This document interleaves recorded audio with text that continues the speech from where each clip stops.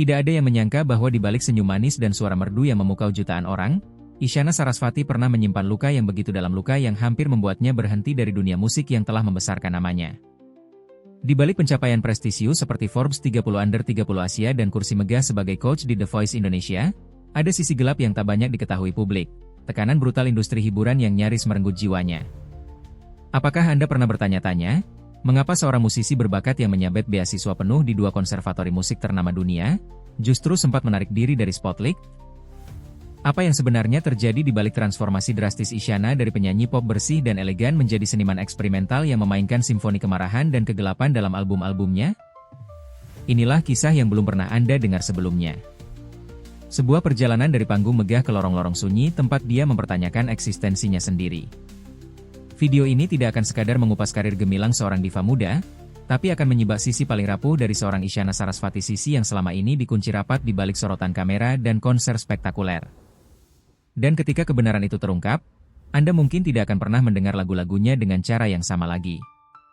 Di awal kemunculannya, Isyana Sarasvati adalah segalanya yang dunia musik Indonesia dambakan.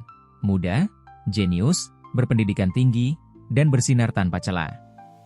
Lahir di Bandung pada 2 Mei 1993, Isyana tumbuh dalam lingkungan keluarga musisi. Sang ibu adalah seorang guru musik dan ayahnya seorang dosen teknik. Namun, jauh sebelum publik mengenalnya sebagai penyanyi pop yang menggebrak lewat lagu, tetap dalam jiwa, Isyana adalah seorang anak ajaib yang telah menciptakan lagu klasik sejak usia 7 tahun. Tidak tanggung-tanggung, Isyana mendapat beasiswa penuh dari 2 institusi prestisius, Nanyang Academy of Fine Arts, NAFA, Singapura, dan Royal College of Music, London. Di saat remaja seusianya sibuk memikirkan tren atau media sosial, Isyana justru menghabiskan malam-malamnya di depan piano, menulis simfoni dan aransemen orkestra. Ia bukan hanya sekadar penyanyi, tapi seorang komposer dengan disiplin klasik yang ketat. Namun justru ketika ia pulang ke Indonesia dan mulai dikenal publik lewat single pop mainstreamnya, konflik mulai timbul. Banyak orang termasuk penggemarnya sendiri tidak menyadari bahwa, tetap dalam jiwa, dan lagu-lagu sejenisnya bukanlah jati diri asli Isyana. Ia menyanyikan lagu-lagu tersebut karena tuntutan industri, bukan karena itu adalah suara hatinya. Di balik senyumnya yang selalu tampak sempurna di layar kaca, Isyana menyimpan rasa kehilangan arah. Dan perlahan, tekanan demi tekanan datang. Ia bukan hanya harus bersaing di industri yang sangat kompetitif, tapi juga harus berperan sebagai produk ideal yang sesuai dengan keinginan pasar. Ia diharapkan untuk tetap feminin, lembut, menyanyi lagu cinta yang manis, tampil anggun di panggung, padahal, jauh di dalam dirinya, ada kegelisahan yang ingin meledak. Momen itu pun tiba. Tahun 2019, Isyana membuat keputusan yang mengejutkan semua orang. Ia merilis album Lexicon, yang secara musikal sangat jauh dari pop mainstream gelap, eksperimental, penuh nuansa neoklasikal dan progresif rock. Bagi sebagian orang, ini adalah bentuk pembangkangan. Tapi bagi Isyana, inilah kali pertama ia menyanyikan isi hatinya yang sebenarnya. Namun, keputusan ini tidak datang tanpa konsekuensi. Banyak label dan media mempertanyakan arah karirnya. Ada yang menganggapnya terlalu berat untuk pasar Indonesia. Bahkan, tidak sedikit fans lama yang mengaku kehilangan Isyana yang dulu. Dan yang tidak banyak tahu, saat itu ia juga sedang berjuang secara mental. Isyana mengaku dalam beberapa wawancara bahwa ia pernah merasa kosong dan tertekan hingga tidak sanggup menulis atau mendengar musik. Ia sempat menghilang dari media sosial selama berbulan-bulan, memicu rumor bahwa ia sedang dalam kondisi tidak stabil. Namun dari titik terendah itu, Isyana perlahan bangkit. Dengan menjadi dirinya sendiri, ia justru menemukan komunitas baru yang lebih memahami musiknya. Ia bahkan terpilih menjadi salah satu coach di The Voice Indonesia, sebuah ironi yang manis, karena kini ia membimbing generasi muda tanpa harus menjadi sesuatu yang bukan dirinya. Di balik layar, perjalanan ini adalah refleksi dari konflik antara idealisme dan komersialisme, antara ekspresi jiwa dan tuntutan industri. Dan di tengah semua itu, Isyana tetap berdiri bukan sebagai produk, tapi sebagai seniman. Namun, kisah ini masih jauh dari selesai. Di bagian selanjutnya, kita akan menyusuri titik-titik perubahan drastis dalam hidup Isyana, termasuk saat-saat gelap yang hampir menghancurkan segalanya awalnya. Semuanya tampak berjalan sempurna. Setelah merilis Tetap Dalam Jiwa pada tahun 2014, Isyana langsung melesat menjadi ikon pop baru Indonesia. Suaranya yang khas, penampilan bersih, dan kepribadian yang ramah menjadikannya favorit media dan penonton. Dalam waktu singkat, ia menyabet berbagai penghargaan seperti Anugerah Musik Indonesia, menjadi brand ambasador berbagai produk ternama, dan mengisi panggung besar di seluruh negeri. Namun, di balik ketenaran itu, Isyana mulai merasa seperti boneka industri. Ia tidak pernah benar-benar merasa memiliki lagu-lagu yang ia nyanyikan. Ia bukan artis yang diciptakan oleh formula industri, ia adalah musisi tulen yang telah menulis partitur sejak usia dini. Ketika orang-orang melihatnya sebagai princess pop, ia merasa seperti sedang memainkan peran yang bukan miliknya. Titik retakan pertama muncul secara halus dari komentar-komentar kecil di media sosial, tuntutan dari label yang mengharuskan konsistensi gaya tertentu, hingga tekanan untuk terus tampil sempurna. Lama-lama, semua itu menjadi beban. Dalam beberapa wawancara, Isyana menyebut dirinya sempat mengalami blank space, kehilangan arah, kehilangan semangat, dan bahkan merasa terasing dari musik itu sendiri. Ia menulis, namun tidak merasa apa-apa. Ia menyanyi, tapi seolah tanpa jiwa. Hal ini memuncak pada tahun 2019. Dalam diam, Isyana menyiapkan album Lexicon, sebuah proyek yang sangat personal, sangat berani, dan sangat berbeda dari semua yang pernah ia rilis sebelumnya. Album ini menampilkan aransemen neoklasikal, progressive rock, hingga unsur-unsur musik barok, jauh dari pop radio friendly yang biasa ia bawa. Ketika album ini rilis, reaksi publik terbagi dua. Ada yang memujanya sebagai bentuk evolusi musikal yang luar biasa, tapi ada juga yang mencibirnya terlalu elitis dan tidak ramah telinga. Beberapa fans bahkan terang-terangan mengatakan, kami rindu Isyana yang dulu. Namun justru dari penolakan itulah, Isyana semakin mantap menapaki jalan barunya. Ia tidak lagi mengejar angka streaming atau tangga lagu. Ia memilih berkarya dengan jujur, meski itu berarti kehilangan sebagian besar spotlight. Sayangnya, langkah ini juga membawa konsekuensi personal. Tekanan mental yang lama terpendam akhirnya meledak. Dalam salah satu pengakuannya, Isyana menyebut bahwa ia sempat mengalami gangguan psikologis ringan akibat kombinasi tekanan internal dan ekspektasi eksternal. Ia menarik diri dari sorotan, bahkan absen cukup lama dari berbagai acara publik. Kondisi ini diperparah oleh lingkungan industri yang tidak selalu mendukung proses kreatif yang jujur. Ketika musisi wanita sepertinya lebih dihargai karena penampilan daripada musikalitas, Isyana justru memilih sebaliknya, menanggalkan kesan manis dan tampil dengan gaya gelap, kuat, bahkan teatrikal. Ia menyusun lagu-lagunya seperti opera mini penuh emosi, penuh narasi, dan tanpa kompromi. Namun justru dari kejatuhan itu, datang kebangkitan. Isyana mulai membangun kembali komunitas penggemar yang lebih setia terhadap visi musikalnya. Ia mendirikan label sendiri, Red Rose Records, agar bisa merilis karya tanpa intervensi. Ia mengisi panggung-panggung alternatif yang lebih intim, dan menjalin kolaborasi dengan musisi yang satu visi, seperti Dead Squad dan Rara Sekar. Puncaknya, pada tahun 2022, ia dinobatkan sebagai salah satu dari Forbes 30 Under 30 Asia pengakuan yang tidak hanya menyorot popularitas, tapi juga kontribusinya terhadap seni dan inovasi. Tak lama setelah itu, Isyana diumumkan sebagai salah satu pelatih di The Voice Indonesia. Sebuah ironi yang manis, dari seseorang yang nyaris kehilangan arah karena industri, kini ia menjadi mentor bagi generasi baru. Namun, semua ini tidak membuat luka lama sembuh begitu saja. Di balik panggung megah dan kostum teatrikalnya, masih ada trauma yang tak hilang. Dan dalam bagian selanjutnya, kita akan menyelami lebih dalam sisi tergelap dari perjalanan Isyana Sarasvati.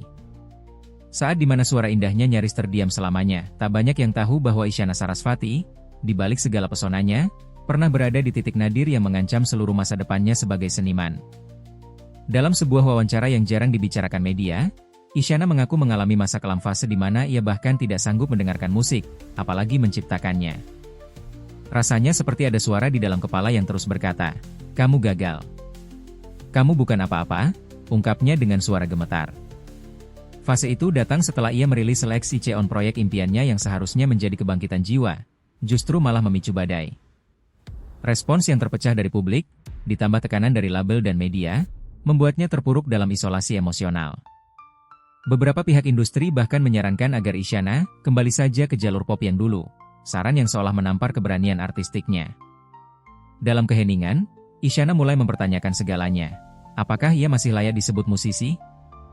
Apakah dunia benar-benar butuh karya-karyanya? Ia menarik diri dari media sosial, membatasi komunikasi, bahkan sempat mempertimbangkan untuk berhenti dari dunia hiburan sepenuhnya. Salah satu asisten dekatnya, dalam sebuah wawancara tidak resmi, menyebut bahwa Isyana menangis hampir setiap malam selama proses pasca Lexicon bukan karena kegagalan komersial, tapi karena ketidakpastian eksistensial. Namun dari kehancuran itu, lahirlah kejujuran yang mentah. Album, My Mystery, dan lagu-lagu teatrikal seperti Il Sogno atau Unlock the Key, bukan sekadar komposisi musikal mereka adalah surat-surat pribadi yang disuarakan lewat nada dan harmoni. Dalam konser intim yang ia gelar di tengah pandemi, Isyana sempat berkata di atas panggung, "Ini bukan lagu untuk kalian menyukai saya. Ini lagu agar kalian tahu bahwa saya masih di sini." Media mulai melirik kembali, namun dengan kacamata yang berbeda. Bukan lagi sebagai popstar manis, tapi sebagai seorang seniman otentik yang menolak dibentuk. Banyak kritikus memuji keberaniannya, menyebutnya sebagai pionir dari gerakan musik alternatif tanpa kompromi di Indonesia. Namun tetap saja, suara-suara sinis belum sepenuhnya hilang. Di kolom komentar, tak jarang ia disebut terlalu nyeni, sok Eropa, atau bahkan tidak relevan. Namun Isyana tetap berjalan. Dalam dokumenter mini yang dirilis pada awal 2023, terlihat bagaimana ia kembali ke ruang latihan, menulis lirik dengan mata sembab, dan merekam vokal dalam gelap total agar bisa meresapi emosi terdalamnya. "Saya tidak mau lagi menyenangkan siapapun. Saya hanya ingin jujur," katanya di salah satu segmen yang sunyi namun menghentak. Puncak emosional itu mencapai ledakan saat ia tampil di Synchronize Fest 2023.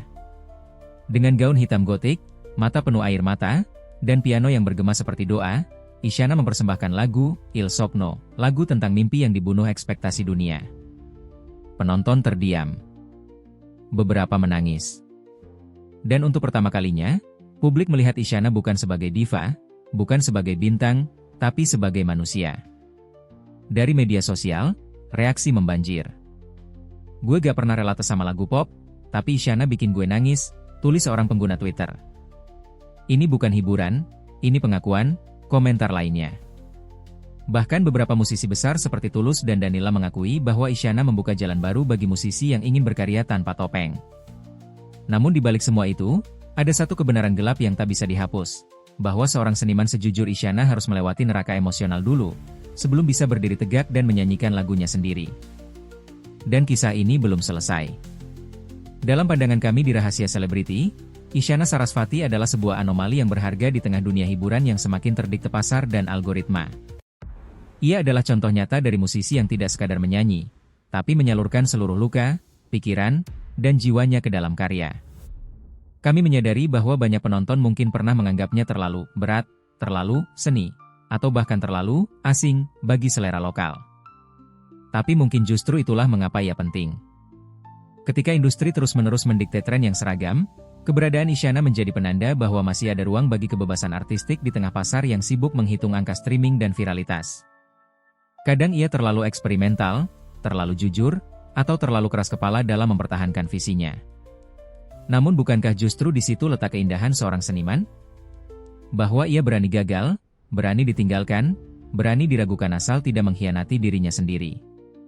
Kami percaya, sejarah akan mengingat Isyana Sarasvati bukan sebagai penyanyi hits tahun 2014 atau Coach The Voice yang cantik dan cerdas, tapi sebagai salah satu dari sedikit musisi Indonesia yang benar-benar memperjuangkan orisinalitas di tengah kebisingan pasar.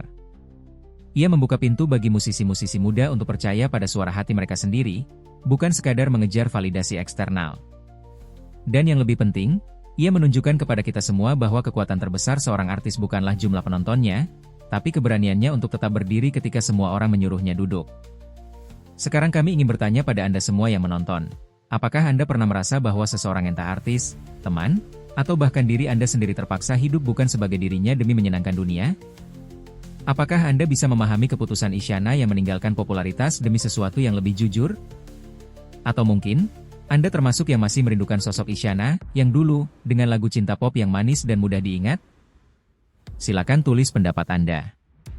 Karena seperti Isyana, kami juga percaya bahwa setiap suara layak untuk didengar, apalagi suara yang datang dari hati. Beberapa kisah diciptakan untuk dikenang. Tapi yang satu ini, pernah hampir menghilang begitu saja. Jika waktu bisa diputar kembali, mungkin kita akan lebih menghargai setiap nada dalam lagu-lagu awal Isyana. Mungkin kita akan mendengarnya bukan hanya sebagai pop caci di radio, tapi sebagai jeritan diam dari seorang anak muda yang terjebak antara mimpi dan realita. Mungkin kita akan sadar lebih awal bahwa di balik kostum panggung, tataria sempurna, dan tawa ringan itu ada seorang gadis yang sedang berperang dengan dirinya sendiri. Hari ini, Isyana Sarasvati bukan lagi produk dari industri. Ia adalah arsitek dari dunianya sendiri. Ia tidak lagi mengikuti alur musik populer, tapi menciptakan arusnya sendiri. Ia bukan hanya musisi, tapi penyintas. Dalam setiap lagu teatrikalnya, dalam setiap visual panggung surrealisnya, dalam setiap lirikan mata yang penuh misteri itu, Isyana meninggalkan jejak. Jejak yang tak akan lekang oleh waktu. Jejak bahwa ia pernah ada bukan hanya sebagai suara, tapi sebagai jiwa. Dan meski ia telah melalui badai, ada sesuatu yang tetap utuh dalam dirinya, keberanian untuk menjadi berbeda. Di dunia yang semakin seragam, keberanian seperti ini adalah harta langka. Mungkin Anda akan kembali mendengarkan Il Sogno malam ini, atau memutar Unlock the Key dengan mata terpejam. Dan mungkin, untuk pertama kalinya, Anda akan benar-benar mendengarnya bukan hanya lagunya, tapi rasa sakit, harapan, dan kebebasan yang diselipkan di antara nada-nadanya. Beberapa kisah memang tidak pernah dimaksudkan untuk diketahui. Tapi sekarang, Anda tahu.